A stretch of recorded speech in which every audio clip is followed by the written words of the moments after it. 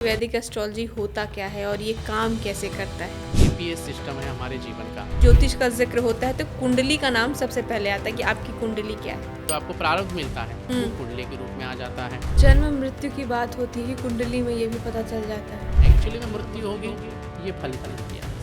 किसी कुंडली में विषयोग आ गया तो उसका क्या प्रभाव पड़ेगा? शनि और हनुमान जी की क्या स्टोरी आप बता रहे थे सर? कहते हैं मुझसे नहीं कंट्रोल हो रहा है, मैं तो करूँगा। उसके बाद भगवान की शरण में जाएं तो क्या उनका प्रारब्ध और उनका फल बदल जाएगा? पूजा पाठ किया और उनसे क्षमा याचना मांग ली, ठीक है, तो यहाँ पर माफ हो जाएगा पहली बात। परंतु पिछले जन्म का कर्म जो है हमारे आज के जीवन को कंट्रोल करता है। पिछले जन्म के जो कर्म है वो पूर्ण रूप से कंट्रोल नहीं करते, प्रभावी जरूर करते हैं।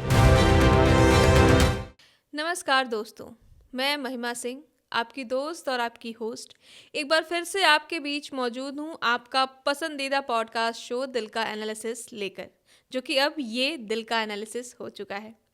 आज हम एक बड़े ही खास टॉपिक पर बात करने वाले हैं, क्योंकि आप सभी जानते हैं कि सोशल मीडिया पे आपने कई ऐसे रील्स देखे होंगे जिसमें एस्ट्रोलॉजी को लेकर बात होती है। कई ज्योतिषाचार्य आते हैं, कई अलग अलग तरीके की बातें करते हैं, पर हम ये नहीं समझ पाते कि उनमें से किन पर भरोसा करना है, किन पर नहीं करना है।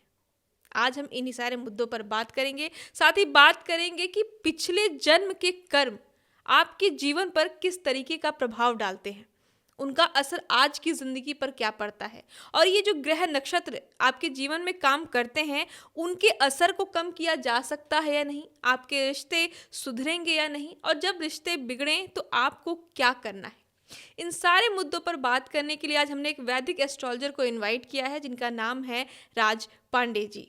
बहुत बहुत स्वागत है राज जी आपका हमारे शो में। धन्यवाद। कैसा लग रहा है यहाँ पे आके आपको? हमें बहुत अच्छा लग रहा है यहाँ आकर के, और आपके साथ बातचीत करके बहुत अच्छा लगेगा, हम आशा करते हैं। बिल्कुल बिल्कुल, बहुत अच्छा लगेगा, मैं भी उम्मीद करती हूँ। हम आज वैदिक एस्ट्रोलॉजी पे बात करने वाले हैं जी। वैदिक एस्ट्रोलॉजी किस तरीके से काम करता है, लोगों के जीवन में इसका क्या प्रभाव पड़ता है। तो राज जी, अगर मैं ये समझना चाहूँ कि वैदिक एस्ट्रोलॉजी होता क्या है और ये काम कैसे करता है, तो आसान भाषा में अगर जानना चाहें तो कैसे जानेंगे? जी, ये आपने बहुत अच्छा प्रश्न पूछा है कि ज्योतिष कैसे काम करता है आसान भाषा में। आसान भाषा में आप इसको गूगल मैप के माध्यम से ही समझ सकते हैं कि जीपीएस सिस्टम है हमारे जीवन का। अच्छा।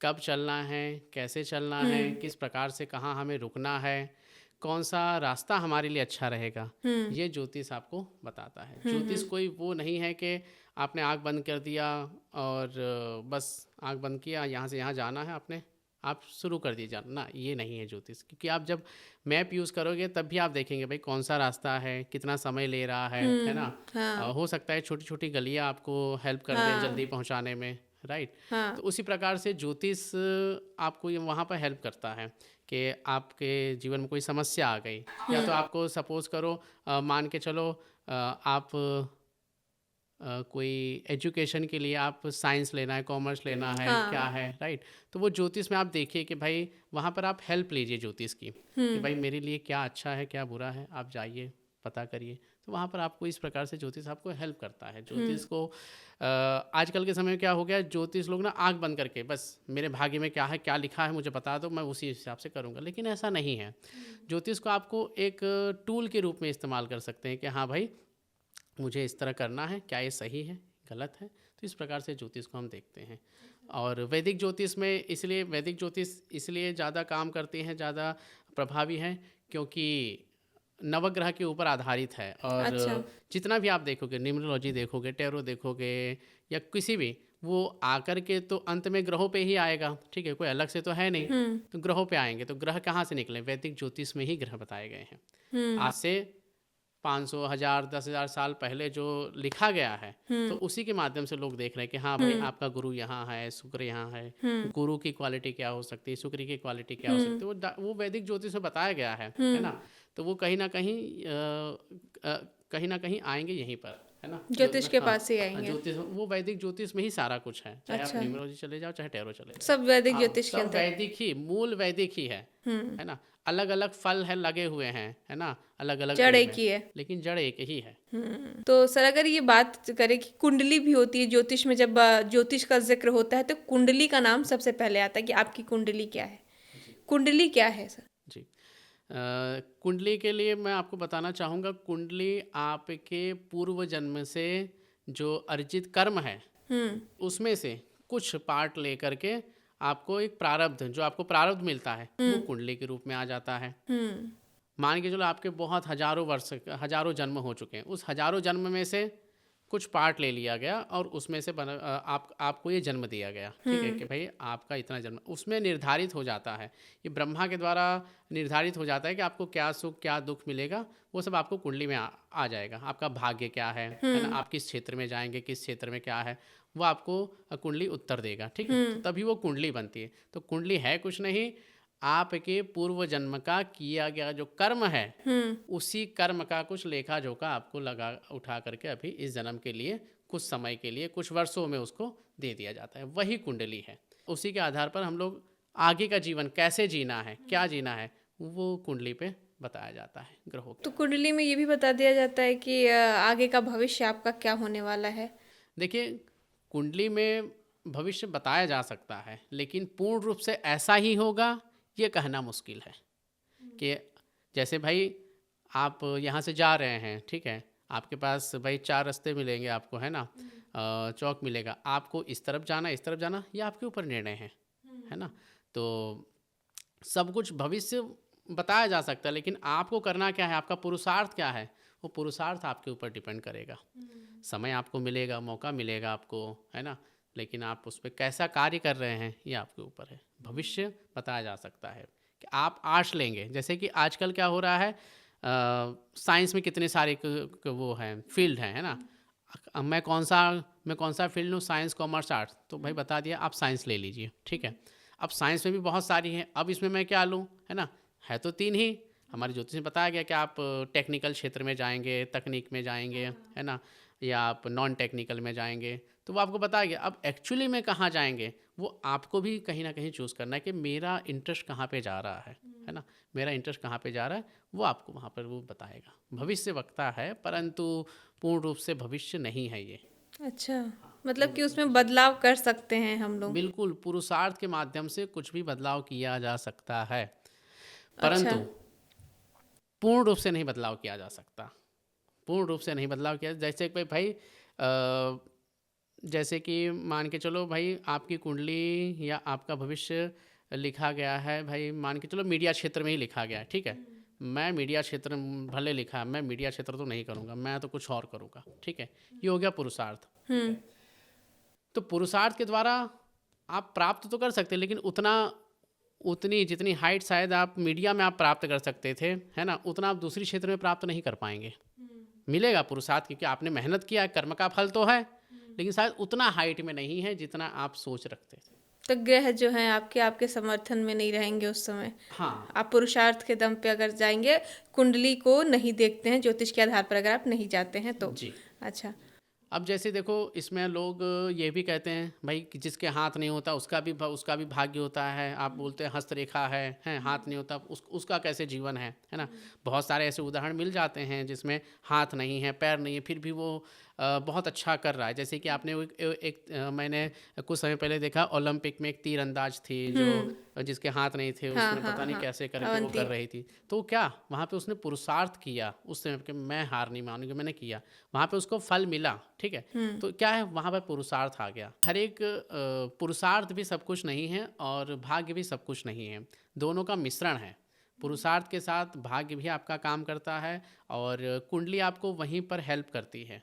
कुंडली ज्योतिषी आपको देकर के ये बताता है कि ये क्षेत्र आपके लिए अच्छा है और ये समय आपके लिए ये है, आप इस रास्ते से जाएंगे तो आपको सफलता मिलेगी और अच्छी मिलेगी, है ना। और आप सोचते, आप बोलो नहीं मैं ये नहीं, मैं इस रास्ते से जाऊंगा, ठीक है, वो आप जाइए, लेकिन आप जिस हिसाब से सफलता अज्यूम कर रहे हो वो आपको नहीं मिलेगा। जैसे कि आपने सोचा कि मुझे 5 लाख रुपए की 5 लाख रुपए मैं इस बिजनेस में लगाऊंगा, ठीक है। सेम चीज़ का आप भी बिजनेस कर रहे हो और मैं भी कर रहा हूँ, ठीक है।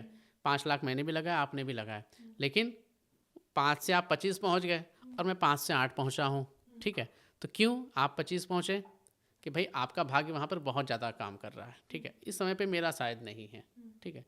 तो वो वहाँ पर काम कर। जन्म मृत्यु की बात होती है, कुंडली में ये भी पता चल जाता है कि आपके कुंडली में मृत्यु जो है अकाल मृत्यु है या नहीं है?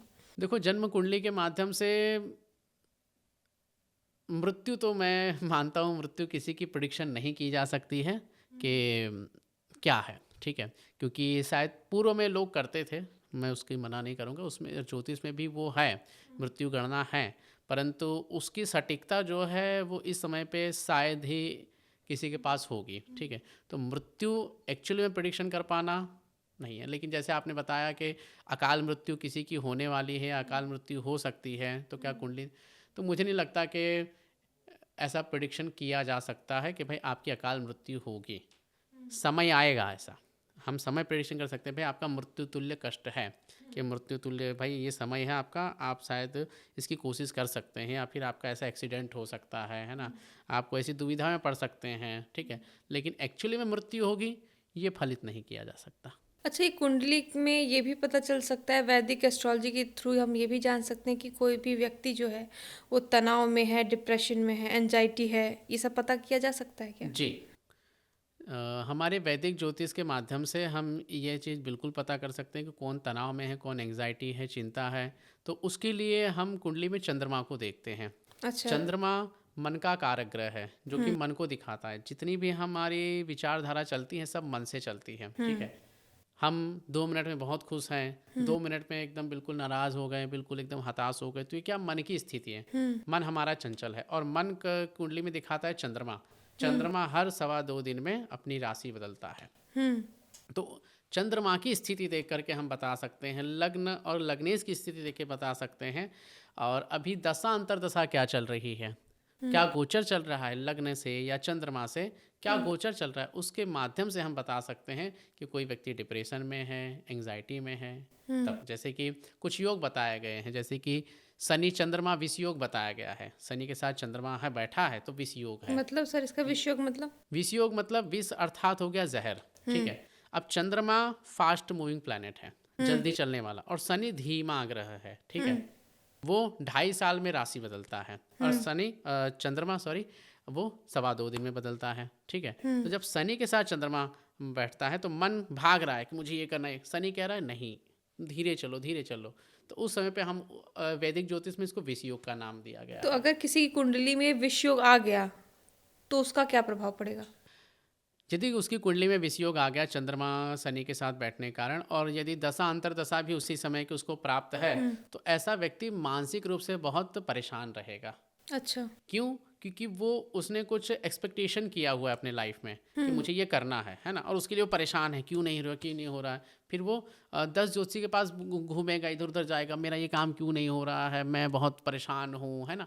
तो ये कहाँ पे वो विषयोग इस प्रकार से फल करेगा। अब वो बैठा किस घर में है ये भी देखना पड़ेगा, लग्न में है या दशम भाव में है। क्यों? क्योंकि उसकी चिंता किसी भी प्रकार से हो सकती है, उसके करियर से रिलेटेड हो सकती है, उसके विवाह से रिलेटेड हो सकती है, उसके प्रेम संबंध से रिलेटेड हो सकती है, घर से रिलेटेड हो सकती है। तो कहाँ बैठा है उसके ऊपर डिपेंड करेगा। मेरा घर क्यों नहीं बन रहा है, मैं अभी चाहता हूँ, 20 साल का लड़का है वो बोल रहा है उसका उसका भी कुछ नहीं है, अभी जॉब जो ज्वाइन की है, मेरा घर क्यों नहीं बना। घर अब वो हो सकता है कि चंद्रमा शनि का विष योग कुछ चौथे घर में हो, है ना। दसम घर में मेरी नौकरी नहीं लग रही, अच्छी नहीं लग रही है।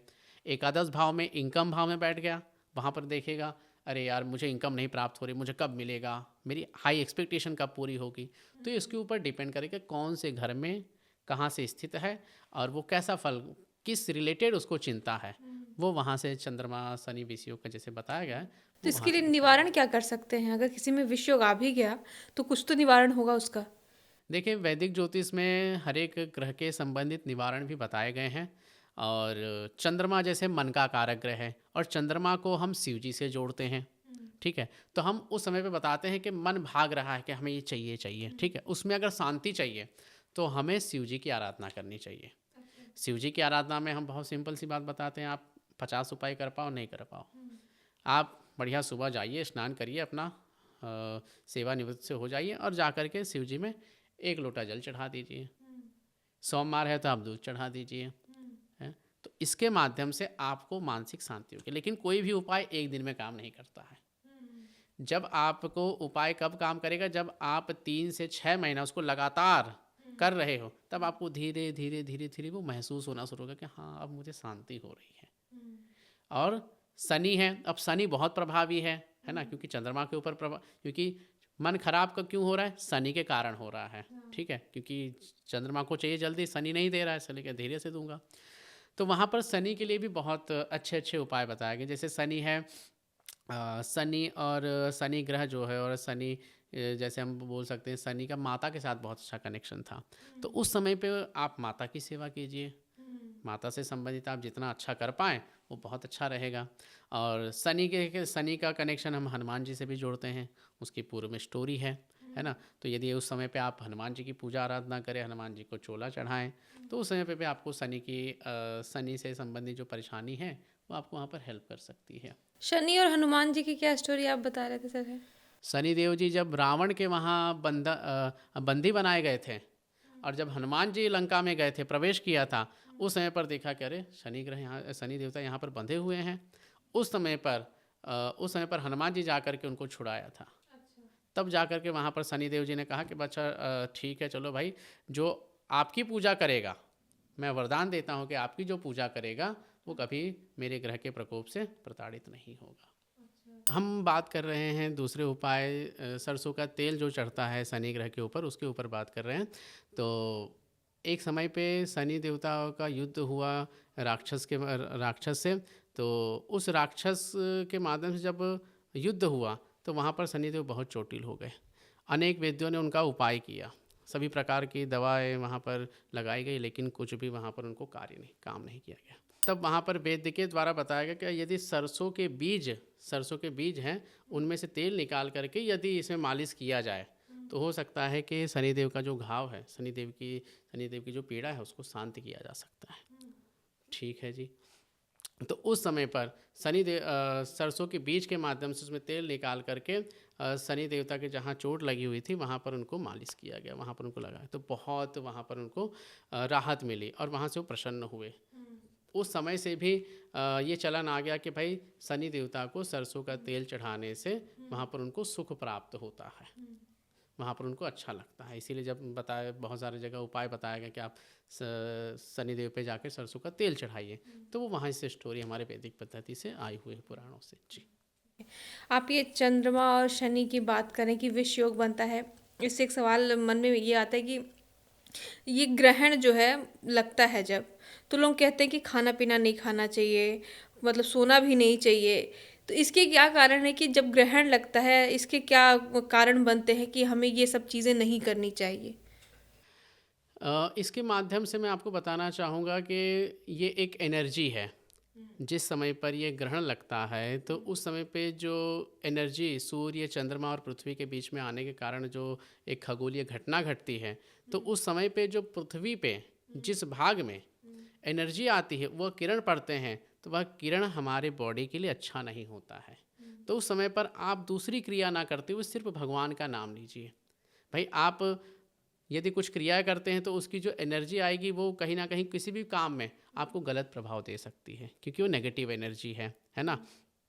तो इसीलिए उस समय पे हमारे वैदिक ऋषियों ने उसमें बता दिया गया कि भाई आप यदि ऐसा करेंगे, मतलब एक होता है ना कि हमारे इसके माध्यम से, और एक मैं बताना चाहूँगा कि हमारे ज्योतिषों में और हमारे जो पुराणों में जो वैदिक उपाय जो बताए गए हैं किसी भी प्रकार के, तो उसमें यह भी बताया गया है कि यदि आपको लोभ से या डरा करके अल्टीमेटली धर्म का पालन करें, है ना, जो वो धर्म है उसका पालन करें। लोभ देंगे तो हाँ जी ये करने से प्राप्त होता है, अच्छा जी करते हैं, है ना। सुबह को 4 बजे उठने से क्या होगा, अजी सुबह को 4 बजे उठेंगे, ब्रह्म मुहूर्त है, 4 बजे उठेंगे तो आपको ये सुख प्राप्त होगा, है ना, आपकी बॉडी में एनर्जी। लेकिन वो क्या है कि 4 बजे की जो एनर्जी है सुबह की वो अच्छी है, ठीक है, आप उस पर उठिए। लोभ नहीं देंगे, 4 बजे उठ के क्या करेंगे। उसी प्रकार से सूर्य चंद्रमा का जब ग्रहण पड़ता है तब वहाँ पे जो पृथ्वी पे आने वाली जो एनर्जी है वो एक ख़राब एनर्जी है। उस खराब एनर्जी के माध्यम से भाई उस समय पे डरा दिया गया कि भाई आप अगर ये करेंगे तो आपको ये खतरा हो सकता है। तो आदमी अच्छा चलो बैठ जाते हैं, तो बैठे भाई, बैठ तो जाओगे घर में तो क्या करोगे। तो ऋषियों ने कहा भाई बैठ करके भगवान का नाम लीजिए। तो जो भी एनर्जी आ रही है, पड़ रही है, तो भगवान के माध्यम से, भगवान के नाम के माध्यम से वह एनर्जी का जो अशुभ प्रभाव है वो हमारे पे नहीं होगा, क्योंकि अल्टीमेटली हमारी जो संसार की जो रक्षा करने वाले हैं वो कौन है? परमात्मा ही हैं। तो परमात्मा का नाम लेने से किसी भी प्रकार की जो नेगेटिव एनर्जी है उससे हम बच सकते हैं। इसीलिए उपाय बताया गया कि आपको सोना नहीं है, आपको खाना पीना नहीं करना है, क्योंकि पहले के ज़माने में क्या होता था कि भाई खाना पीना कहाँ रखा जाता था? कोई बाहर है, कोई बड़े बड़े ऐसे घर थे, बड़े खुले भी घर हैं जहाँ पर रखा, तो वहाँ पर एनर्जी आती थी वहाँ पर, ठीक है। आप जो दीर्घ शंका करने जाते हैं, आप जो शौच करने जाते हैं, वो भी बाहर जाते थे, तो बाहर क्या है? बाहर एनर्जी ही आ रही है। इसीलिए क्या भाई घर के अंदर रहो, बैठे रहो अपने किसी कुटिया में, कहीं पर बैठे रहो अंदर, तो जो एनर्जी है एनर्जी से आपको रक्षा होगी। इसीलिए यहाँ पर बताया गया कि आप बाहर कुछ मत करो, ऐसी कोई भी क्रिया मत करो जिससे आपको इफेक्ट हो सकता है। ये जो हम आज के ज़माने में हर समस्या का समाधान वैदिक ज्योतिष के ज़रिए ढूंढने की कोशिश करते हैं, आज के ज़माने में क्या उसका कोई और विकल्प है? देखो, आज के ज़माने में विकल्प अर्थात हम ये कह सकते हैं कि सबसे पहले उपाय में जाने से पहले आप अपने दिमाग बुद्धि को अच्छे से समझाइए। सबसे पहला उपाय क्या है? किसी भी ग्रह का उपाय यह है कि आप अपने आप को समझिए। जैसे कि मैं आपको उदाहरण के माध्यम से समझाने की कोशिश करूँगा कि भाई मेरा पढ़ाई में मन नहीं लग रहा, मैं क्या करूँ? ठीक है, ऐसा भी प्रश्न आता है कि भाई मैं कौन सा उपाय, मुझे उपाय बताओ। तो पहला उपाय क्या करेंगे कि भाई आप मेडिटेशन करो। ज़रूरी नहीं कि आप जाके स्विच पे जल चढ़ाओ, आप मेडिटेशन करो, शांति से बैठो, है ना। 20 मिनट मेडिटेशन करके आप उसको कंसंट्रेट करिए, ठीक है। एक अलग अलग विद्याएं हैं। आपको जॉब नहीं मिल रही, जॉब के लिए आप परेशान हो, ठीक है, तो आप पुरुषार्थ कीजिए, मेहनत कीजिए उसमें, है ना। और कहाँ पर हमारी कमी है उस कमी को ढूंढिए। आपके जो गुरु हैं, आप जिससे पढ़ रहे हैं, उसके पास जाइए और ज़्यादा कहाँ कमियां हैं उसको ढूंढिए और उस पर मेहनत कीजिए, है ना। उस मेहनत के माध्यम से हो सकता है आप सफल हो जाएं, है ना। आपको दूसरी उपाय की ज़रूरत ना पड़े कि आप जा कर के भाई तेल चढ़ाइए या आप जा किसी कर के आप, हाँ, ज्योतिषाचार्य के पास जाने की जी ज़रूरत पड़ेगी। जी जी जी, कि आपको किसी के पास जाने की ज़रूरत पड़े, ऐसा नहीं है। तो कहीं ना कहीं मुझे लगता है कि पहले आपको अपने आप में समझना चाहिए क्या है मेरा थॉट प्रोसेस, कहाँ काम करता है और मेरे में क्या कमी है। पहले अपने में कमी देखो। पहले स्टेज में अपने में जो कमी है उसको ठीक करो, फिर सेकेंड स्टेज पे आप उपायों में जाइए। मैं नहीं कर सकता, मेरा स्वभाव ऐसा है, मैं गुस्सा करता हूँ और मैं गुस्से को नहीं कंट्रोल कर सकता। ठीक है, आप शिव जी के पास जाइए। आप पहले अपने आप पे कोशिश कीजिए, है ना, फिर बाद में दूसरा उपाय इसमें कीजिए। तो ये जो चीज़ आप कह रहे हैं कि अगर आप उपाय नहीं कर पाए तो ज्योतिषाचार्य के पास या फिर शिव जी भगवान के पास जाइए, तो इस हिसाब से अगर देखा जाए तो कई लोग कई तरह के गलत काम करते हैं, कहते हैं कि मुझसे नहीं कंट्रोल हो रहा है, मैं तो करूँगा, उसके बाद भगवान की शरण में जाएं तो क्या उनका प्रारब्ध और उनका फल बदल जाएगा? देखिए, यहाँ पर अध्यात्म ये कहता है कि यदि आपने गलती करी और आप जा कर के भगवान के पास जा गए, पूजा पाठ किया और उनसे क्षमा याचना मांग ली, ठीक है, तो यहाँ पर माफ़ हो जाएगा पहली बार में। परंतु आपने गलती करी, फिर भगवान के पास गए और फिर माफ़ी मांग रहे हैं, फिर आपने दोबारा गलती करी, फिर भगवान के पास गए, दोबारा, ये रूटीन बन गया, तो इससे आपको कोई फल की प्राप्ति नहीं होगी। जैसे कि बहुत अच्छा उदाहरण होता है कि आप जब गाय दोहते हैं तब आप चलनी लेके यदि जाओगे, जिससे हम आटा चालते हैं, आप दोहते रहो, आपका इकट्ठा ही नहीं होगा दूध। तो ये क्या हुआ? जब हम गलती कर रहे हैं बार बार और बार बार गलती कर रहे हैं, बार बार क्षमा याचना मांग रहे हैं, तो उसका कोई लाभ नहीं है। आपका पूजा, आपका पाठ, आपका नाम जप कुछ काम नहीं करेगा। क्यों? क्योंकि आपने कोई संकल्प नहीं लिया है। तो किसी भी उपाय के लिए मैं नहीं कर सकता, मुझे गुस्सा आ जाता मैं मार देता हूँ, ठीक है, मैं और भगवान सॉरी सॉरी सॉरी, ऐसा नहीं चलेगा। आपको अपने मन को समझाना पड़ेगा, आपको उस पर काम करना पड़ेगा। अगर यदि आप नहीं करोगे तो कहीं ना कहीं कोई ऐसा समय आएगा, कहीं पर आप ऐसे फंसोगे कि आपको वो ले डूबेगा आपका कर्म। ठीक है, ये जो कर्म की बात कर रहे हैं अभी, ये तो इस जन्म के कर्म की बात हुई, लेकिन अभी आपने स्टार्टिंग में बोला कि पिछले जन्म के कर्म जो होते हैं वही हमारा प्रारब्ध बन के कुंडली में आते हैं। तो क्या पिछले जन्म का कर्म जो है हमारे आज के जीवन को कंट्रोल करता है, हमारे आज के कर्म को कंट्रोल करता है? पिछले जन्म के जो कर्म हैं वो पूर्ण रूप से कंट्रोल नहीं करते, प्रभावी जरूर करते हैं, अच्छा। लेकिन पूर्ण रूप से कंट्रोल नहीं कर सकते। ये क्योंकि देखो, भगवान ने हमें बुद्धि दी है, हाथ पैर सब कुछ दिया और बुद्धि दी, विवेक दिया, आपके सामने सिचुएशन आई है, आप उसको कैसे लोगे। जैसे इसको एक उदाहरण के माध्यम से मैं समझाने का प्रयास करूँगा कि आपको किसी ने थप्पड़ मारा, ठीक है, ये आपका प्रारब्ध था, ठीक है। अब आप उसको यदि सह गए, अच्छा ठीक है आपने मार दिया, ठीक है राम राम चलो, ठीक है, वो आप सह गए, है ना। तो ये आपका प्रारब्ध था, आया और कट गया। किसी ने आपको गाली दी, प्रारब्ध था, आया कट गया, ठीक है। यदि आपने सामने बोल दिया तो ये आपका कर्म बन गया। अर्थात कि पूर्व जन्म ने आकर के आपको प्रभावित किया, परंतु आपने उसके प्रति क्या किया, ये आपका कर्म बनता है ना। अब हमें तो अब कुछ लोग ये भी तर्क करेंगे कि अच्छा उसने थप्पड़ मारा, हम सह लें, वो तो कल को आगे फिर से मारेगा हमें, फिर से गाली देगा, तो क्या हम ऐसे ही सहते रहें। ये भी तो हो सकता है ना। लेकिन वहाँ पर अलग अलग जगह पे अलग अलग रूल अप्लाई करता है। एक उदाहरण सब जगह नहीं अप्लाई करेगा। एक बार आया मारा चला गया, ठीक है राम राम। दोबारा अगर उसकी रोज की दिनचर्या यही बन गई है और आप ताकतवर हैं तो आपको फिर जवाब देना चाहिए। यदि नहीं है ताकतवर तो आप वहाँ स्थान छोड़कर कहीं और चले जाइए। भाई कोई बहुत बड़ा एकदम वो है, ताकतवर आदमी है, और आपको पता है कि यदि मैं इनके सामने लड़ने लायक नहीं हूँ, ठीक है, और आप लड़ गए तो आप फिर से कूटे जाओगे, ठीक है। इससे अच्छा राम राम करके आप निकल गए। अच्छा, आपको ये शब्द अच्छा फिर से कूटे जाओगे अच्छा था ये तो सर ये जो बात है कि पिछले जन्म का कर्म है, तो ये जो 7.5 या फिर महादशा लोगों के जीवन पर पड़ता है, ये भी पिछले जन्म का ही होता है। जी बिल्कुल, ग्रह आकर के आपको जीवन में प्रभावित करते हैं पिछले जन्म के कारण ही, है ना।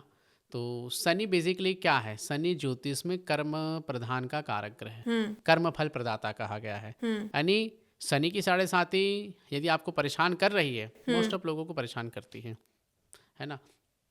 तो इसका अर्थ यह है कि आपने पूर्व जन्म में कुछ ऐसे कर्म आपके रहे हैं जिसका फल शनिदेव इस जन्म में आपको देने आए हैं। अच्छा, तो आप उसको सह जाइए।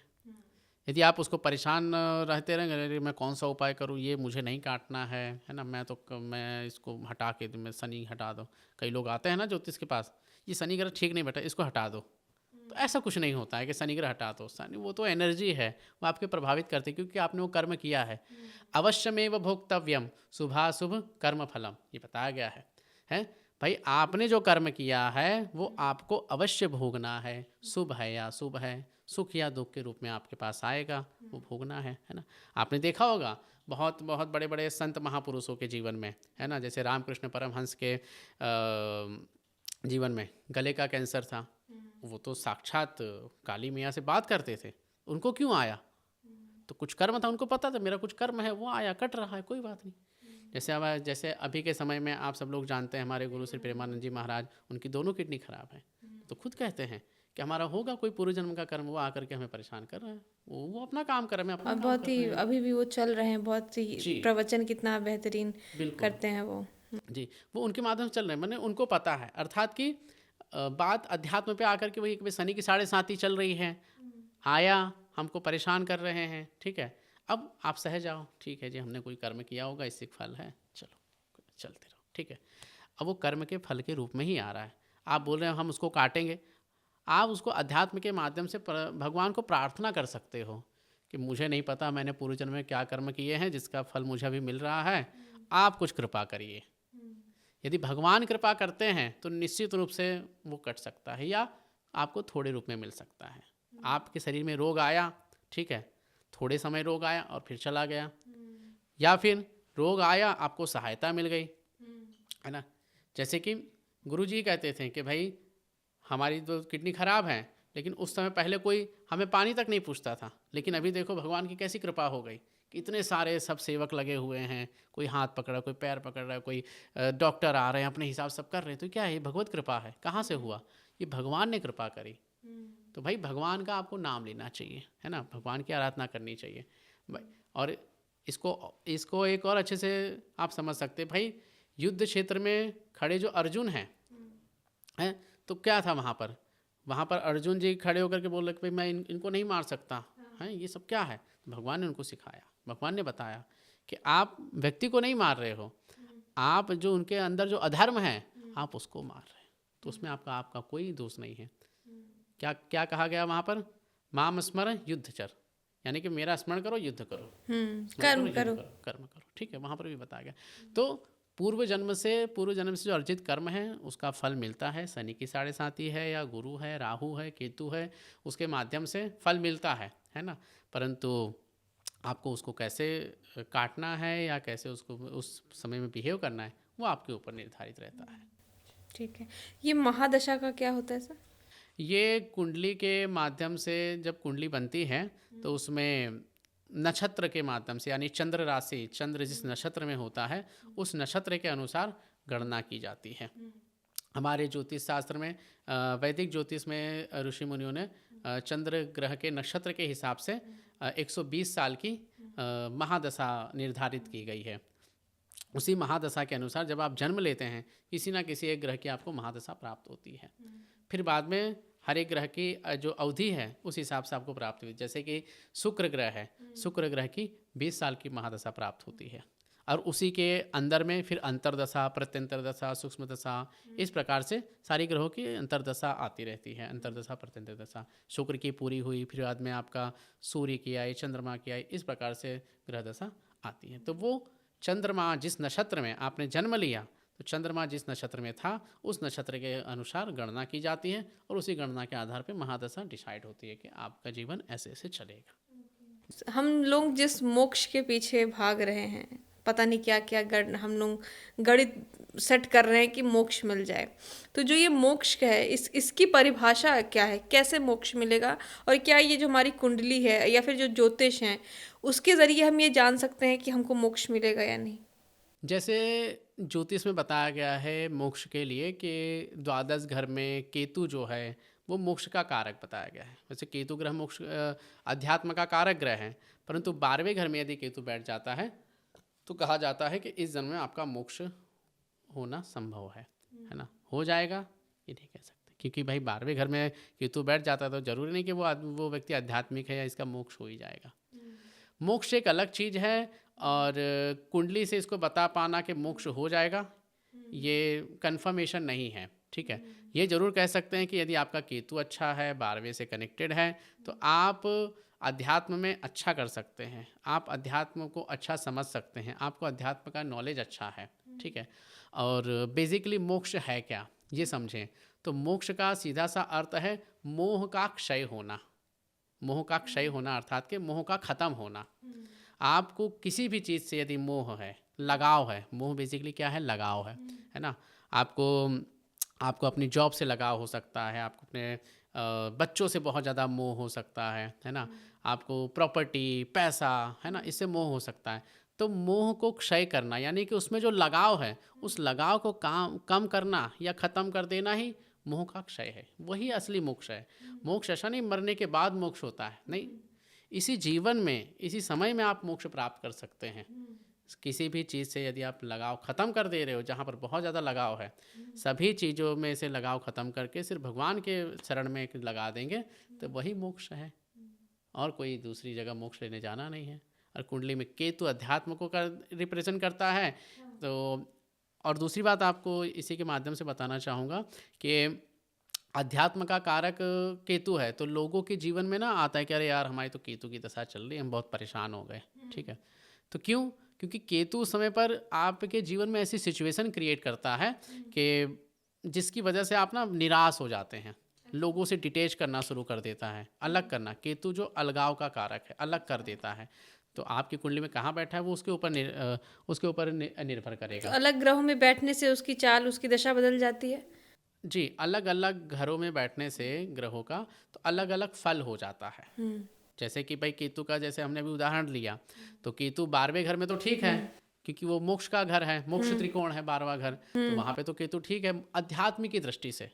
पैसे रुपए की दृष्टि से वो ठीक नहीं है, लेकिन अध्यात्म की दृष्टि से ठीक है।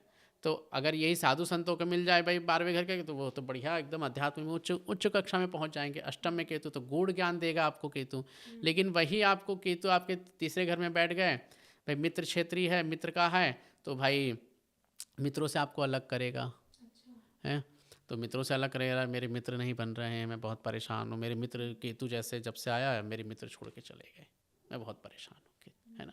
तो ये क्या है, केतु वहाँ पर आपको प्रभाव दे रहा है। तो क्या कह रहा है वहाँ पर केतु कि ये सब से छोड़ो, ये तुम्हारे असली नहीं है, असली ये है।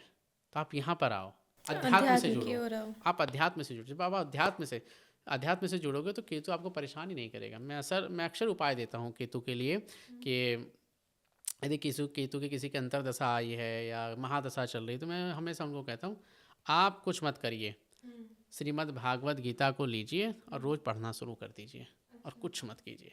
आप सिर्फ श्रीमद् भागवत गीता पढ़िए, वहीं से आपको केतु की दशा पता भी नहीं चलेगी और चली गई। क्योंकि आपको बेसिकली ज्ञान की आवश्यकता है। जब आपको ज्ञान हो जाएगा, चाहे वो प्रॉपर्टी, जॉब या किसी भी संबंधित है, जब आपको ज्ञान हो जाएगा यार प्राप्ति क्या करना है, कर्म करना हमारा अधिकार है, फल देना परमात्मा के ऊपर है। लोग परेशान क्यों होते हैं? फल नहीं मिलता है इसलिए परेशान है। हमने पेड़ लगाया, अरे फल ही नहीं आ रहे हैं। हमने मेहनत किया, पैसे ही नहीं मिल रहे हैं। हमने इंटरव्यू दिया, 10 इंटरव्यू दे दिए, कहीं पे हमारा सिलेक्शन नहीं हो रहा है। तो ये क्या है? फल चाहिए सबको, है ना, लेकिन फल नहीं मिल रहा है तो परेशान है। इसलिए भाई, और आपको श्रीमद् भागवत गीता आपको ये ज्ञान देती है कि भाई आपका सिर्फ कर्म करने में अधिकार है, फल में नहीं है। फल परमात्मा देगा, आप करते रहिए। तो सर, अगर ये कर्म से अगर हम रिश्तों पे आए, तो ये होता है ना कि कई बार रिश्ते अगर टूटते रहते हैं तो लोग ज्योतिष के पास जाते हैं, अपनी कुंडली दिखाते हैं, कई तरीके के उपाय करते हैं, लेकिन उसके बाद भी उनका रिश्ता नहीं बचता है। तो इसका क्या कारण है कि इतने सारे उपाय किए गए, ग्रह नक्षत्र सब देखे गए, लेकिन फिर भी वो अपना रिश्ता नहीं बचा पाए? तो ये डिपेंड करेगा कि कौन सा रिश्ता आपका ख़राब हो रहा है, ठीक है। क्योंकि हमेशा ज़रूरी नहीं है कि भाई आपके सारे रिश्ते ख़राब हो जाएं। भाई माता पिता का एक रिश्ता है, एक बच्चे का रिश्ता है ना, हस्बैंड वाइफ का रिश्ता है, तो ये देखा जाएगा कि भाई कौन से घर पे वो प्रभाव कर रहा है, ठीक है। और जैसे मैं आपको एक नॉर्मल एग्जांपल देता हूँ कि भाई वैवाहिक जीवन का है, हस्बैंड वाइफ का है ना। भाई मेरा वैवाहिक जीवन अच्छा हो, है ना, मेरा पत्नी से या पति से रिश्ता ना टूटे, तो मैं क्या उपाय करूँ, ठीक है। अब हमने देखा कुंडली में कि भाई आपका सप्तम घर बहुत ख़राब है, यहाँ पर तो आपका डिवोर्स हो जाएगा या डिवोर्स होने की बहुत ज़्यादा संभावना है। तो कहेंगे नहीं, हम कोई उपाय बताइए, तो हम इसको उपाय कर लेते हैं जिससे हमारा रिश्ता बच जाए। आपने उपाय भी कर लिया, फिर भी कुछ नहीं हुआ, है ना, रिश्ता नहीं टूटा, है ना। तो वहाँ पर सबसे पहली बात कि आपकी सप्तम भाव में जो एनर्जी है, विवाह घर में जो एनर्जी है, जिससे रिलेशन आप ठीक करना चाहते हैं, है ना, तो वहाँ से आप उपाय तो कर रहे हैं, लेकिन क्या आपने अपने अंदर सुधार लाए? आप हस्बैंड वाइफ तो क्या वहाँ पर सुधार लाने की कोशिश कर रहे हैं? क्योंकि अल्टीमेटली बात वहीं पे आएगी। पहला उपाय क्या बताया? पहला उपाय खुद पहले अच्छे होइए, है ना। आप 50 उपाय करवा लीजिए, लेकिन आप खुद अपने स्वभाव में बदलाव नहीं कर रहे हैं, तो कोई भी रिश्ता हो नहीं टिक सकता। मतलब आपको अपने अंदर बदलाव जो है करना ही पड़ेगा। बदलाव करना पड़ेगा। कई बार देखो, जब बहुत ज़्यादा प्रभाव है कुंडली में कि भाई ये रिश्ता टूटेगा, बहुत सारे ऐसे होते हैं, जैसे कि हमारे ज्योतिष में बताया गया है शनि, राहु, केतु, सूर्य, मंगल, ये थोड़ा अलगाववादी ग्रह है, ठीक है। तो वहाँ पर जाकर के अलग करना, ठीक है, सेपरेटिव प्लैनेट है, तो वहाँ पर अलग करना। तो अगर ऐसे ही सारे ग्रह खराब रूप में मजबूत होकर के बैठे हुए हैं तो वो अलग कर देंगे, ठीक है। लेकिन कम है तो आप उपाय के माध्यम से उसको बचा सकते हैं, ठीक है। और वो समय ऐसा आता है, रिश्ता जो खराब होता है वो समय ऐसा आता है, यदि आपने वह समय निकाल लिया तो रिश्ते अपने आप ठीक भी हो जाते हैं। हमारे एक ज्योतिषी हैं, उनके जीवन में ऐसा आया। वो ज्योतिषी थे, उनको पता था कि मेरा 1 साल खराब है। अब उनकी पत्नी के साथ बहुत ज़्यादा परेशानी हुई। भाई पत्नी छोड़ के चली गई और बोले मुझे इतना रुपया चाहिए, ये चाहिए, वो चाहिए। वो शांत थे, दुनिया भर के एलिगेंस लगा दिए, वो शांत एकदम, लगाते रहो, करते रहो। 1 साल के बाद अपने आप परिस्थिति ऐसी बनी कि उनके खुद माता पिता आए और उनकी बेटी को यहाँ छोड़ करके गए। तो ये ज्ञान कहाँ से आया? ग्रहों के माध्यम से, कि वो समय पीरियड ऐसा आया कि भाई आपको वहाँ पे परेशान होना है, और आपको वहाँ पर बदनामी भी होगी, लेकिन सह जाओ। तो क्या किया उन्होंने? वहाँ पर अपने स्वभाव में चेंज लाए, और पूजा पाठ तो वो कर ही रहे हैं अपना, लेकिन बेसिकली क्या किया उन्होंने? अपने अंदर बदलाव लाया, बदलाव ला करके शांत हो गए। तो जैसे समय गया वैसे ठीक हो गया। तो ये सबसे बड़ा अपने अच्छा अंदर उपाय है। बदलाव जरूरी है। हाँ, बदलाव यदि आप अपने अंदर कर लेते हैं तो 100 उपाय का एक उपाय है। बदलाव करने से जीवन में बहुत ज़्यादा समस्याओं का समाधान हो जाता है। ओके। तो ज्योतिष के ज़रिए अगर हम ये जानना चाहें कि जिस रिश्ते में हम हैं, मैं एज़ अ पार्टनर की बात कर रही हूँ कि वो रिश्ता टॉक्सिक है या नहीं, आगे जाके सक्सेसफुल होगा या नहीं, मुझे उस रिश्ते में रहना है या नहीं, तो ये जाना जा सकता है? जी बिल्कुल, ज्योतिष के माध्यम से यह बिल्कुल जाना जा सकता है कि जिस रिश्ते में हम हैं, वो रिश्ता अच्छा चलेगा कि नहीं।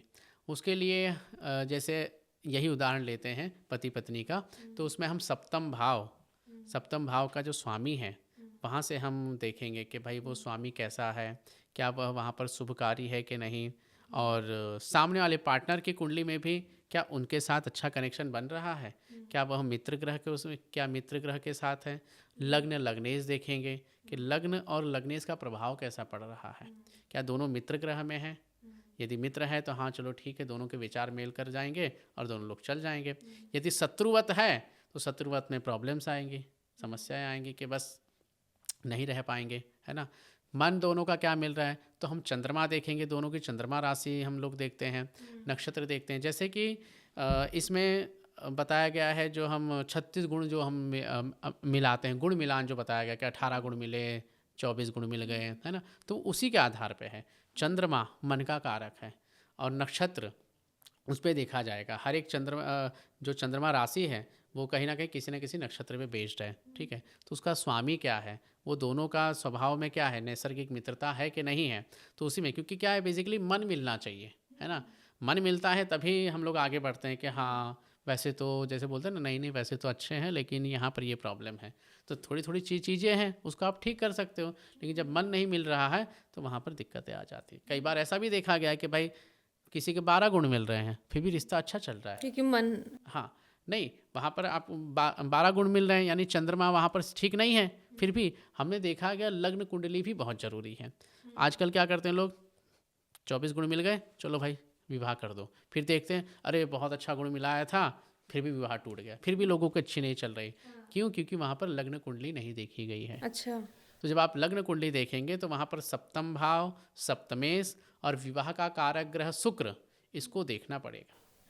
इनकी स्थिति यदि अच्छी है तो आपका विवाह अच्छा चलेगा, यदि इनकी स्थिति खराब है तो आपका खराब हो जाएगा। और यदि शुक्र ग्रह का संबंध शनि के साथ हो गया तो यहाँ पर वैवाहिक जीवन में खराबी आ जाएगी। बहुत ज़्यादा चांसेस, बहुत सारा एक कुंडली में देखा गया है कि शुक्र का संबंध यदि शनि से आ गया, शनि ने देख लिया शुक्र को या शुक्र शनि के साथ बैठे हैं, तो 90% कुंडली में देखा गया है कि वैवाहिक जीवन अच्छा नहीं रहता है। हाँ, अर्थात ये करता क्या है, आपको जो अपने पार्टनर से एक्सपेक्टेशन रहती है वो एक्सपेक्टेशन वहाँ से फुलफिल नहीं हो पाती है। जब फुलफिल नहीं हो पाती तो सिंपल सी बात है कि हमारा वैवाहिक जीवन कैसे ठीक रह पाएगा। और शुक्र के साथ शनि का संबंध हो जाने से वैवाहिक जीवन ठीक नहीं है, तो वो हमें देखना पड़ेगा। तो उस समय पे हमें वही बात है कि उपाय क्या है कि भाई बस आ जाओ भाई, नहीं ठीक है कोई बात नहीं, मिला हमें बिल्कुल। यही है। अच्छा, ये जो लव मैरिज या अरेंज मैरिज की बात होती है, तो जो लोग लव मैरिज करते हैं फिर जो अरेंज करते हैं, इसमें भी ग्रहों का कुछ रूल होता है क्या? जी बिल्कुल होता है। लव मैरिज और अरेंज मैरिज में जैसे कुंडली में देखा जाए तो पंचम भाव हमारा प्रेम संबंध के लिए देखा जाता है और सप्तम भाव विवाह के लिए देखा जाता है। तो पंचम और सप्तम का संबंध बन जाता है, पंचम पंचमेश सप्तम सप्तमेश का यदि संबंध बनता है तो वहाँ पर हम कहते हैं कि हाँ यहाँ पर प्रेम विवाह होने की संभावना बन जाती है कि भाई प्रेम विवाह होगा, ठीक है। और यदि नहीं बनती है पंचम सप्तम का संबंध तो हम ये कह देते हैं कि भाई अरेंज मैरिज का योग है, यहाँ पर प्रेम विवाह नहीं हो सकता है। या फिर पंचमेश पंचमेश और सप्तम सप्तमेश जो है, इनके जो स्वामी हैं यदि शत्रु ग्रह हैं दोनों आपस में, तो वहाँ भी प्रेम विवाह नहीं संभव। प्रेम हो जाता है लेकिन प्रेम विवाह नहीं हो पाता। यदि ज़बरदस्ती से कर लिए कि नहीं हम तो करेंगे ही, तो वहाँ पर वो विवाह टिक नहीं पाते हैं। बहुत ज़्यादा ऐसी कुंडली देखी गई है कि जहाँ पर पंचम सप्तमी इसका सब कुछ संबंध बन रहा है लेकिन विवाह टिक नहीं पाया। तो उस समय में भी जब लव मैरिज करते हैं तब भी कहीं ना कहीं हमें कुंडली देखना चाहिए कि भाई ये सही है कि नहीं, क्या चल पाएगा। विवाह तो कर लिया, तो उसके बाद कुछ उसके उपाय नहीं हो सकते कि अगर चीज़ें, अगर कोई प्रेम में है, उसकी कुंडली उसके साथ नहीं है, मतलब सपोर्ट में नहीं है, तो उनके लिए कुछ उपाय होते होंगे कि आप ये कर लीजिए तो आपका ये प्रेम विवाह चल जाएगा? देखो एक दृष्टि से तो नहीं है उपाय, लेकिन दूसरी दृष्टि से है। जैसे कि क्यों नहीं है? क्योंकि आपके कुंडली में प्रॉमिस नहीं है कि आप प्रेम विवाह कर सकते हैं, राइट? या आपका प्रेम विवाह सफल हो सकता है, ये प्रॉमिस नहीं है। प्रॉमिस नहीं है, फिर भी आप करोगे, ठीक है? तो उसमें परेशानियाँ आएंगी। अब परेशानियों का आप झेलो, ठीक है? आप बोले झेल नहीं सकते, उपाय बता दो, हम प्रार्थना कर लेंगे, हम पूजा कर लेंगे, ठीक है? तो भगवान की प्रार्थना आप कर सकते हैं उस ग्रह से, उस ग्रह के आप प्रार्थना कर सकते हैं, लेकिन इसी वो गारंटी नहीं है कि आपने वो उपाय किया और आपको सफलता मिल गई या आपका विवाह टिक गया, इसकी कोई गारंटी नहीं है। अच्छा। हाँ, ये बहुत ज़्यादा देखा है, क्योंकि जो प्रेम जो आप कर्म करके आए हो वो फल तो मिल रहा है, ठीक है? कि भाई आपके विवाह नहीं चल रहा है ना, वैवाहिक जीवन परेशानी आ रही है, या तो उस बात को समझ जाइए कि नहीं मिलना है, ठीक है चलने दो, या तो फिर आप बार बार भगवान से प्रार्थना कीजिए, भाई हम इसी से प्रेम करते हैं, इसी से विवाह करना चाहते हैं, हमारा वैवाहिक जीवन अच्छा चलाइए। आप भगवान से बार बार प्रार्थना कीजिए, तो उन भगवान की कृपा दृष्टि से चीज़ें हो सकती हैं, और उस ग्रहों की आराधना कीजिए, है ना? लेकिन यदि हम श्योर शॉर्ट से बताया जाए कि नहीं हो ही जाएगा, चिंता मत करो, ये उपाय है, बिल्कुल बिल्कुल बस में हो जाएंगे, तो ऐसा मैं नहीं मानता हूँ। लोग करते होंगे नो डाउट, लेकिन मैं इस चीज़ में नहीं मानता हूँ कि यदि नहीं तो फिर बाद में कुंडली क्या काम आ गई? कुंडली दिखाने जा रहे हैं तो हम क्या है कि भाई योग नहीं है, आप क्यों उसमें प्रयास कर रहे हो? भाई आप परेशान होंगे, लेकिन फिर भी आप जा रहे हो, कर रहे हो, तो फिर आप रेडी रहिए उसके लिए। अच्छा, बार बार किसी गलत इंसान से अटैचमेंट होना, मतलब एक इंसान नहीं, आप बार बार गलत ही इंसान से अटैचमेंट आपका हो रहा है, इसका क्या कारण हो सकता है? इसका कारण कुंडली के माध्यम से यदि हम जाने तो पंचम भाव, जो प्रेम की बात की गई है, पंचम भाव प्रेम का संबंध है, और उसका अष्टम भाव से या द्वादश भाव से जब संबंध हो जाता है, तो आपको लाइफ में ऐसे लोग मिलेंगे जो अच्छे नहीं हैं। हाँ, जो जिसका रिश्ता आपसे टूट सकता है, जो आपका फ़ायदा उठा के जा सकता है ना? जैसे कि रिलेशनशिप हुआ, है ना? अच्छा चला, बहुत अच्छा चल रहा है 1 साल, फिर उसने वो आपके साथ कनेक्ट रहा, लेकिन कुछ समय हुआ, उसका फ़ायदा उठाया और वो चला गया, ठीक है? यही चीज़ जब द्वादश भाव के साथ कनेक्शन होता है, तो वहाँ पे भी यही चीज़ देखा गया है कि रिलेशन हुआ और आप बिल्कुल अटैचमेंट आपकी बहुत थी, लेकिन द्वादश भाव में बैठा हुआ ग्रह, पंचम और द्वादश का कनेक्शन, कि वो व्यय हो गया। पंचम से जब हम काउंट करेंगे तो वो 12वां भाव हमारा अष्टम हो जाएगा, और अष्टम के माध्यम से वो वहाँ पे चला जाएगा। यानी कि पंचम भाव का, पंचम पंचमेश का संबंध यदि अच्छा नहीं है, तो निश्चित रूप से वहाँ पर हमें ऐसे लोग ऐसे लोग मिलेंगे, ऐसे लोग के साथ कनेक्शन होगा जो हमारा फ़ायदा उठा के जाएंगे, हमें छोड़ के चले जाएंगे, गलत इंसान आपको मिलेंगे। और साथ में दशा भी देखनी पड़ेगी, क्या अष्टम की कोई दशा चल रही है, द्वादश की कोई दशा चल रही है, जहाँ पर आपने अपना इमोशनल इन्वेस्टमेंट किया, वो वहाँ पर फ्रूटफुल नहीं हो पाया, तो ये भी देख। अच्छा, मैंने कई ज्योतिषाचार्य को ये कहते सुना है कि 30 के बाद जो है आपकी किस्मत जो है बदलेगी, आपको सफलता मिलेगी, आपका जीवन अच्छा होगा, इसमें कितनी ही सत्यता है?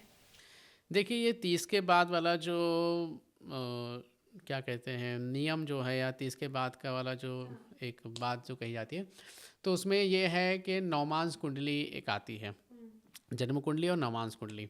ज़्यादातर ज्योतिषी लोग इसमें देखते हैं जन्म कुंडली और नवमांस कुंडली। तो नवमांस कुंडली बताया जाता है कि 30 के बाद एक्टिवेट होती है, और कई लोग ये भी कहते हैं कि विवाह के बाद एक्टिवेट होती है, तो नवमांस कुंडली के आधार पर कहते हैं कि 30 वर्ष के बाद, ठीक है? तो ये तब बताया जाता है कि यदि आपकी जन्म कुंडली उतनी अच्छी नहीं है, लेकिन नवमांस कुंडली अच्छी है, तो ये कह दिया जाता है कि अरे आपका पहला जीवन तो अच्छा नहीं था, लेकिन 30 वर्ष के बाद आपका बहुत अच्छा हुआ, यहाँ पर आपको ये सफलता मिली। कहते हैं हाँ, तो कहीं ना कहीं नवमांस कुंडली अच्छी है, ठीक है? नवमांस कुंडली अच्छी होने के कारण हम ये कह सकते हैं कि आपका 30 वर्ष के बाद चीज़ें अच्छी हो सकती हैं। और दूसरा, इसी के माध्यम से और बताना चाहेंगे कि हमारे ज्योतिष में अलग अलग ग्रहों की अलग अलग एक आयु सीमा बताई गई है कि इस आयु पे आकर के ये ग्रह अच्छा काम करेगा, ठीक है? तो ये उसी के ऊपर आधारित है। जैसे आपने 30 वर्ष का बताया, वो 30 वर्ष फिक्स नहीं है, किसी का 22 वर्ष में भाग्योदय होता है, किसी का 44 वर्ष में भाग्योदय होता है, किसी का 28 वर्ष में, वो अलग अलग ग्रह के ऊपर आधार रखता है। अच्छा, तो सर अगर मैं ये बात जानना चाहूँ कि आज का जो ये यूथ है वो एस्ट्रोलॉजी में बहुत ज़्यादा बिलीव नहीं करता, ज्योतिष से दूर भागता है, तो इसके क्या कारण है कि मतलब अगर आप सोशल मीडिया पे जाएं तो ऐसे रील्स की भरमार लगी हुई है और बहुत वायरल होता है, लेकिन दूसरी तरफ वही यूथ जो है, जो सोशल मीडिया को इतना ज़्यादा पॉपुलर बना रहा है, वो बिलीव नहीं करता इस चीज़ में। इसके क्या कारण है? इसके दो तरफ़ा कारण हो सकते हैं। एक तो आज का जो यूथ है वो टेक्नोलॉजी के कारण सब कुछ उनको तुरंत चाहिए, तुरंत प्राप्त हो रहा है, ठीक है? और उस तुरंत प्राप्त होने के कारण उसको एक्चुअली में वैल्यू नहीं पता है, ज्योतिष की क्या वैल्यू है ना? शायद उनके परिवार में उतना नहीं बताया गया कि भाई ज्योतिष क्या है, हमें कैसे ज्योतिष देखना चाहिए या क्या है प्रैक्टिस। बस उनको लगा अच्छा ज्योतिष है, अच्छा इसमें लिखा है हम जान जाते हैं, हम ऐसे ही काम कर लेते हैं, ठीक है। उन्होंने ज्योतिष को एक्चुअली में समझा नहीं है, तो इसलिए उनको लगता है कि ये ज्योतिष काम नहीं करता है। जैसे कि आजकल ऑनलाइन प्लेटफॉर्म कितने सारे चले हैं, है ना? उसमें लोग 2-4 मिनट लेके आते हैं और कहते हैं, है ना, मेरा भाग्य बताओ, मेरा करियर बताओ, है ना, मेरा रिलेशनशिप बताओ, है ना। वो आते हैं, उनको लगता है 5 मिनट में सारा उत्तर आना चाहिए। और इसका सबसे बड़ा कारण ये भी है कि आजकल जो ज्योतिष जो इसमें आ गया है, एआई के माध्यम से आ गया है। आपने प्रश्न डाला और वो एआई तुरंत बता रहा है, ठीक है। ये भी एक माइनस पॉइंट है जिसके कारण से लोग नहीं मानते हैं, क्योंकि एआई कुछ और बता रहा है ना। और दूसरी बात ये भी है कि कुछ जैसे कि आजकल यूथ आते हैं हमारे पास, ऑनलाइन में आते हैं लोग कि भाई ये उपाय बता दो या फिर मेरा ये प्रेडिक्शन कर दो, ठीक है। तो उसमें क्या होता है कि लोग आकर के पूछते हैं और इनको 5 मिनट में उत्तर चाहिए, नहीं मिला तो लोग भाग जाते हैं, ठीक है। या तो फिर वो ऐसी बातें पूछते हैं, अरे यार मैं इन्होंने ये बताया, कुछ समझ नहीं आया मुझे, ठीक है। और दूसरी बात ये भी है ना विश्वास करने का। भाई एक प्लेटफॉर्म है, 1000 ज्योतिष हैं, चलो इसके पास जाते हैं, चलो इसके पास जाते हैं, इसके पास जाते हैं। उन 10 एस्ट्रोलॉजर के पास गए, सबका ज्ञान अलग अलग है, हाँ। सबका देखने का तरीका अलग है ना। इन्होंने कुछ बताया, इन्होंने कुछ बताया, इन्होंने कुछ बताया, है ना। कहते यार कोई कुछ भी बता देता है ना, और हम कैसे विश्वास कर लें कौन सही है कौन गलत। तो उसकी वजह से क्या होता है, 10 लोगों के पास गए और वहाँ पर उनका बैठा नहीं मैचअप, तो उनको लगता है बेकार है ज्योतिष, ठीक है। और दूसरी तरफ आप गए और आपको 2-4 लाइन ऐसे बता दी गई, 2-4 चीज़ें ऐसी बताई कि अरे वाह क्या बात है, तो वही लोग हैं वो ज्योतिष को मतलब पॉपुलर करते हैं। जैसे आपने कहा ना कि भाई कोई रील्स आपने देख ली, है ना, जैसे आपने 3 नंबर जिसका मूलांक है उसके स्वभाव ऐसे ऐसे मिलेंगे, हाँ यार मेरा ऐसा ही है। अब वो बिल्कुल एकदम शेयर कर दिया उसने 50 लोग के साथ, देखो 3 नंबर ऐसा है ना। तो वो वहाँ से पॉपुलर हो रहा है, क्यों? क्योंकि वहाँ पर उनको वो कनेक्टेड लगा। और वही 3 नंबर वाला आदमी दूसरा है, उसका स्वभाव नहीं है कुछ नहीं है, बकवास है, ये फालतू है। तो ये यहाँ पर से यूथ दोनों तरफ भाग रहा है, ठीक है। और यूथ की जो आजकल की जो थॉट प्रोसेस है वो थोड़ा मुझे लगता है जिसके कारण से कुछ लोग मानते हैं और कुछ लोग नहीं मानते हैं, राइट। तो ये इसके ऊपर आधार तो है। हम कैसे पहचाने कि कोई एस्ट्रोलॉजर्स तो बहुत सारे हैं, कौन मतलब सही है, कौन मतलब बस एक ढोंग कर रहा है, जी, हम कैसे पहचान करें? मुझे लगता है आप यदि ज्योतिष के पास जाते हैं तो आपकी 2 प्रकार के 2 रास्ते हैं उनके। आप एक तो ये काम कर सकते हैं कि आप पूरा श्रद्धा विश्वास के साथ जाइए, ठीक है। परीक्षा लेने मत जाइए, अच्छा। ठीक है। पहली रास्ता तो ये है, आप जाइए, प्रणाम कीजिए, पूरी श्रद्धा विश्वास के साथ जाइए कि ज्योतिषी हैं और हमारा निश्चित रूप से निदान करेंगे ये, ठीक है। तो आप एक भाव के साथ जब कनेक्ट करेंगे तो मुझे लगता है कि आपको एक सही उत्तर मिल सकता है, ठीक है। यदि आप परीक्षा लेने के उसमें से जाएंगे तो शायद आप फेल हो सकते हैं, ठीक है। शायद वो ज्योतिष फेल हो जाए। जैसे कि आप गए, आपकी शादी हो गई है, आप वहाँ जाके पूछें महाराज जी बताइए मेरी शादी कब होगी। तो वो भाई आपने पूछा मेरी शादी कब होगी, अब वो कोई इतना बड़ा थोड़ी जानते हैं हम लोग कि भाई बस तुम्हारी शादी हो गई है ना, ये थोड़ी पता चल सकता है। अब उन्होंने लगाया भाई आगे इसी समय में आपका विवाह का योग है, ठीक है, ये बता दिया। तो बता अरे महाराज जी मेरी तो शादी हो गई, 4 साल हो गए, 2 बच्चे हैं मेरे। अच्छा जी। अब वो कहते हैं बेकार है, फ्रॉड है ना। आप क्या करें, परीक्षा लेने गए इसलिए आप वहाँ पर फेल हो गए। अब दूसरी विद्या ये है, तो दूसरा रास्ता। विवाह का योग तो एक ही बार बनता होगा ना, जैसे कुंडली में अगर हम बात करें, जी तो अगर वो योग एक बार बना है तो पंडित जी कैसे बता देंगे कि योग बन रहा है अभी? नहीं, विवाह का योग एक बार नहीं बनता है। विवाह का योग है, परंतु वहाँ पर अवसर आपके पास आएंगे, आप समझ रहे हैं, अवसर आएंगे। अब आप डिसीजन ले रहे हो उस समय कि नहीं ले रहे हैं, वो उसके ऊपर डिपेंड करेगा। जैसे कि आप कुछ 25-30 वर्ष अगर पीछे चले जाते हैं तो आपने देखा होगा लोगों की शादी 15, 16, 17, 18, 19 तक में ज़्यादातर हो जाती थी। गांव में अभी भी हो रही है ना। तो क्या उस समय पे योग नहीं थे? अब आजकल देखो 30-30 साल में शादी हो रही है, 35-35 साल में शादी हो रही है। तो क्या उनके जीवन में 18 वर्ष में योग नहीं आया था? आया था। ज्योतिष देश काल परिस्थिति के ऊपर भी आधारित है। देश काल परिस्थिति का अर्थ है कि लड़की वही, मतलब जातक वही है, व्यक्ति वही है। वो यदि दिल्ली में रह रहा है तो उसका थॉट प्रोसेस अलग है कि मैं पहले पढ़ूंगी और मैं पहले अपना करियर बनाऊंगी, फिर जब स्टेबल तब शादी करूंगी। ठीक है। एक वही व्यक्ति है जो गांव में रह रहा है। ठीक है। और उनको लगता है 18 साल की लड़की होगी, 19 साल की होगी, अब उसकी शादी कर दो। ठीक है, ख़त्म, है ना। अब ये बताइए कि क्या एक ही समय में जन्म लेने वाले व्यक्ति, एक जो शहर में रह रहे हैं और एक गांव में रह रही है, उसका 19 साल में शादी हो रही है और उसका 25 साल में हो रहा है। तो ये थॉट प्रोसेस के ऊपर भी होता है। देश काल परिस्थिति भी होती है। देश काल परिस्थिति के अनुसार वो योग बनते हैं। आपके पास अपॉर्चुनिटी आती है, आप उसको ग्रैब करो या ना करो, वो आपके ऊपर है। विवाह का, भाई विवाह का योग था 19 साल में, बातचीत चली, नहीं नहीं नहीं मुझे नहीं करनी अभी, आपने उसको टाल दिया। हो सकता है वो 6 साल बाद आए वो योग। तो ये उसके ऊपर भी निर्भर करता है। तो ज्योतिष जो है वो भविष्य जानने का जरिया है या फिर खुद को समझने का? मुझे लगता है कि ज्योतिष खुद को समझने का एक तरीका है। हमारे जीवन में क्या कब होने वाला है, किस तरीके से चला जा सकता है, उसका एक समझने का तरीका है, एक डायग्राम है, कैसे चलना है, कब रुकना है ना। रास्ता है भाई, एक रास्ता नहीं कि भाई रेड लाइट हो गई है अभी रुक जाओ। अगर रेड लाइट में जाओगे तो आपका चालान हो जाएगा, है ना। यदि आप जाओगे तो हो सकता है आपका एक्सीडेंट हो जाए। तो ज्योतिष आपको ही बताता है कब रुकना है, कब शांति से आपको चलना है, कब कहाँ पर आपको इन्वेस्टमेंट करनी है, कब आपको कौन सा काम करना है ना। तो ये आपको तो ज्योतिष एक हमारा जीवन जीने का एक माध्यम है कि कैसे जीवन को जीना है।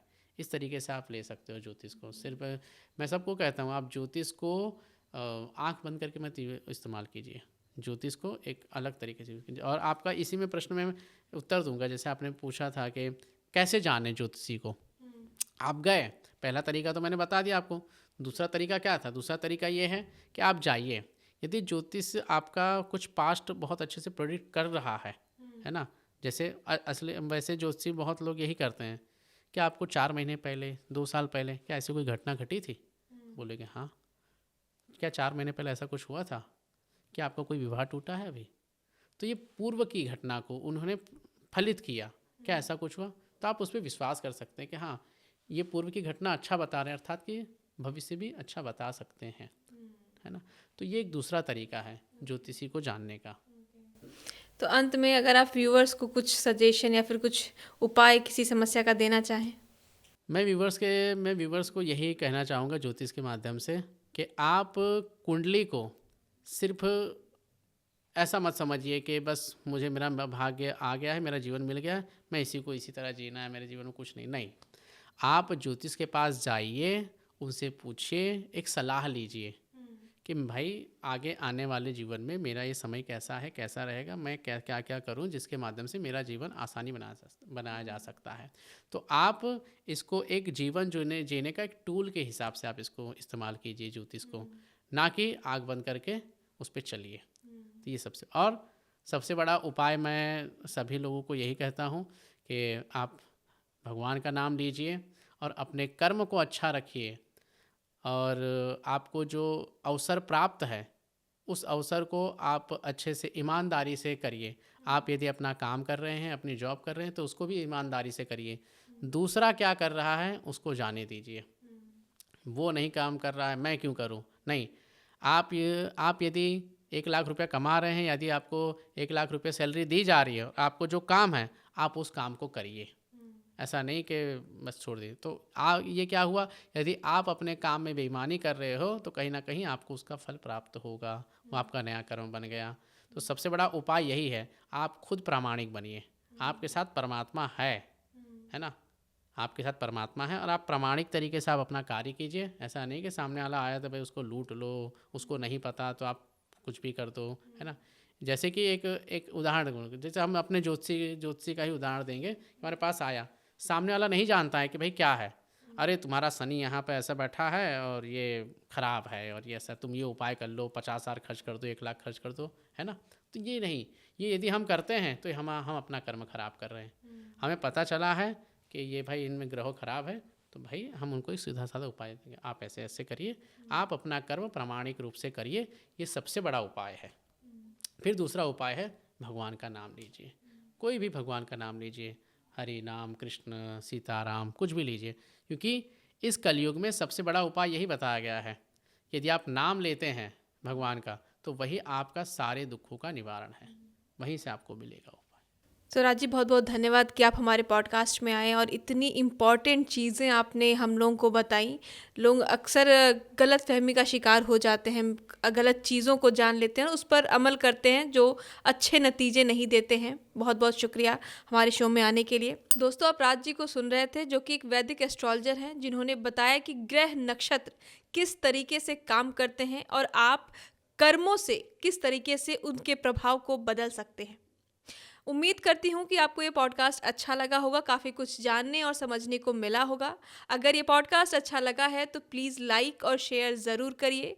कोई सुझाव है तो उसे कमेंट बॉक्स में ज़रूर बताइए। अगर आपने चैनल सब्सक्राइब नहीं किया है तो प्लीज़ सब्सक्राइब करिए, ताकि हम और भी ऐसे ही कंटेंट आपके बीच में ला सकें। फिर किसी और मेहमान के साथ आपसे रूबरू होंगे, तब तक के लिए शुक्रिया।